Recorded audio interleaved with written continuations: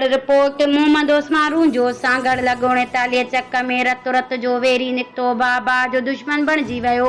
एक भाउ जो बे भाउ जे घर भातियुनि ते कातलाणो हमलो, 2 औरतुनि समेत 5 ॼणा शदीद ज़ख़्मी। मंगली थाणे जी हद ॻोठ 39 चक में मामूली ॻाल्हि तां जट बिरादरी जे 2 भाइरनि जो जहिड़ो शिदत इख्तियार करे वियो।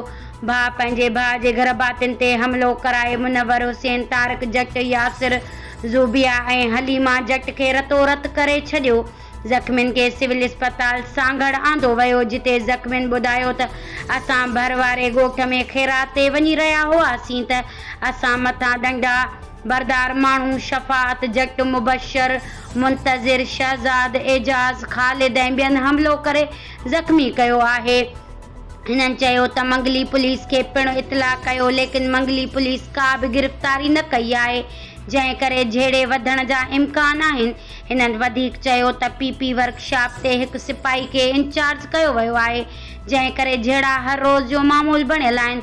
हिननि एसएसपी सांगड़ फ़र्ख़ लंजार खां मुतालबो कंदे चयो त पीपी वर्कशॉप ते सब इंस्पेक्टर ताइनात कयो वञे त जीअं इलाइक़े जो अमन अमान बहाल रही सघे। आख़िरी इतलान ताईं का बि गिरफ़्तारी अमल में न आई, न वरी को केस दाख़िल थी सघियो।